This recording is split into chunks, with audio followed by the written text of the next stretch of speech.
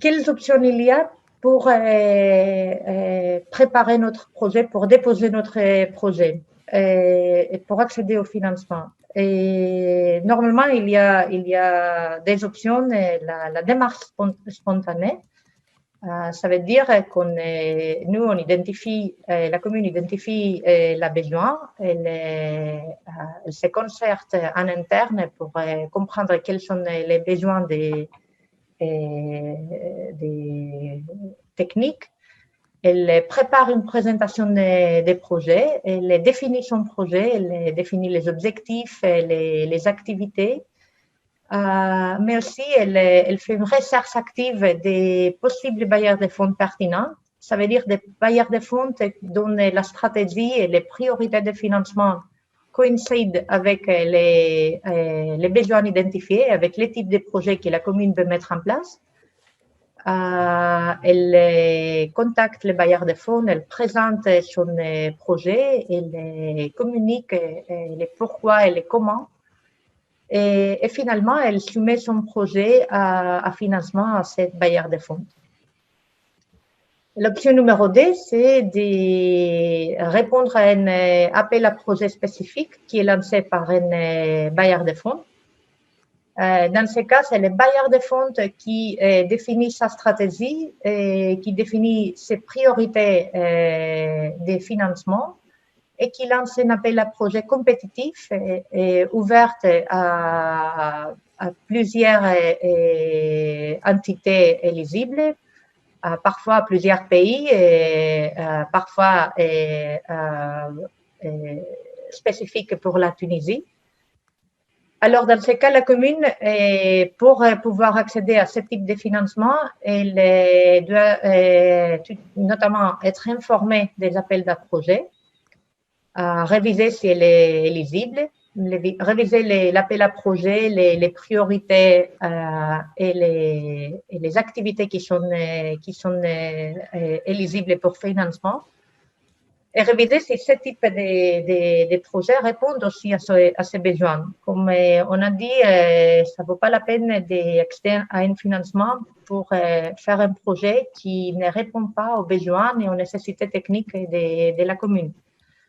Et bien sûr, il faudra adapter votre projet. Il faudra adapter votre projet pour que ça soit compétitif, pour que ça réponde aussi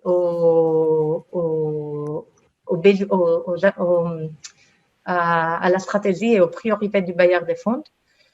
Mais c'est très important que ces projets répondent prioritairement aux besoins de la commune. Alors, il faudra faire cette adaptation, préparer le formulaire qui est mis à disposition aux demandants par les bailleurs de fonds et soumettre les dossiers de candidature. Dans ce cas, normalement, à partir de la soumission de la candidature, il y a une période qui peut être assez longue d'évaluation des candidatures. Alors, il faut aussi comprendre que dès qu'on identifie les projets, dès qu'on identifie l'appel à projet, on prépare et on soumet les dossiers. Et ce dossier est évalué et est approuvé pour financement et les projets démarrent, il peut passer assez de temps. Alors, l'accès au financement n'est pas direct et on ne peut pas planifier dans des délais très courts. C'est important d'avoir ça en tête parce que parfois, on identifie un projet, on a un cofinancement qui est disponible actuellement et on dépose un projet, mais le temps passe et quand on reçoit l'évaluation, soit le projet n'est plus pertinent, soit c'est obsolète, soit le cofinancement a disparu. Et alors, il faut qu'on aille sa tête pour qu'on prépare convenablement la proposition et surtout pour qu'on évite des problèmes de ce type. En fait, la démarche spontanée, ce n'est pas du tout une démarche garantie. Ça veut dire que ça fait plus partie de la diplomatie communale où on va pouvoir faire des rencontres. On a des ambassadeurs, par exemple, qui visitent les communes et parfois, ces diplomates, ils sont à l'écoute des besoins et ça peut être une opportunité. On a ces fonds-là, ils ne sont pas des fonds avec des lignes claires à disposition des communes, contrairement aux appels à projets, qui est une démarche institutionnalisée, organisée. On sait à quel moment on va le publier, quand est-ce que ça va s'arrêter, quel type de projet. La démarche spontanée, c'est juste, ça a été inscrit ici, c'est pour vous dire qu'il y a des communes qui arrivent aujourd'hui, grâce à des contacts, qui arrivent justement à mobiliser des fonds en provenance, par exemple, des ambassades, pour vous dire que voilà, ça existe, il y a des communes qui ont réussi à le faire, pourquoi pas vous? Mais bien sûr, comme je dis, c'est pas quelque chose de garanti, c'est du coup par coup. Ça dépend du niveau d'affinité que la commune développe avec ces instances-là. On a vu plusieurs communes qui n'étaient pas du tout éligibles à des fonds. C'est pas la peine de les mentionner parce qu'il y en a plusieurs qui sont parmi nous, à des fonds dédiés ou dans des programmes dédiés à des régions particulières, que grâce à un contact entre le maire et l'ambassadeur, l'ambassadeur, il peut justement faire des dérogations si on arrive à bien le convaincre de la pertinence et de l'importance de notre projet. La même chose au niveau des agences intergouvernementales, telles que le PNUD, UN Habitat, Commission européenne, ces structures qui bénéficient, je parle du PNUD, UN Habitat, des structures qui bénéficient principalement des fonds en provenance des gouvernements ou d'instances internationales, peuvent aussi aujourd'hui contribuer dans la mise en œuvre de projets concrets liés à l'énergie. Le PNUD, il peut soit soutenir directement les communes, mais aussi via, tout à l'heure on parlait des associations, via des subventions accordées aux associations. La même chose pour UN Habitat. Voilà, ces structures-là, comme j'ai dit, c'est vraiment quelque chose sur lequel on ne va pas accorder énormément d'intérêt, mais il faut savoir que ça se fait et plusieurs communes ont pu exploiter ces potentialités. Il y a des fondations telles que Conrad, mais il y a aussi Heinrich Böll ou Bosch qui soutiennent aussi des projets communaux. Les agences de coopération, on sait que par exemple la GIZ, qui est une structure d'appui privilégiée de la Tunisie, que ce soit à l'échelle centralisée, en appui à différentes structures nationales, mais aussi elles accordent un intérêt stratégique aux collectivités locales. Il y avait à un moment quasiment des programmes dédiés aux collectivités locales, il y en a encore quelques-uns. Ces agences de coopération, normalement, elles interviennent dans un cadre très précis de projets constitués à l'échelle nationale avec le porteur, et généralement c'est un porteur national, c'est un ministère ou une agence, mais lorsqu'on exprime un besoin par rapport à ces agences-là, il se peut que dès une opportunité qui s'ouvre, ils vont s'appeler de telles communes qui avaient exprimé un besoin et qui a un projet pertinent et qui peut être éligible justement par rapport à des fonds spécifiques. Les agences, c'est pas du tout exhaustif, hein, on a cité les plus importants.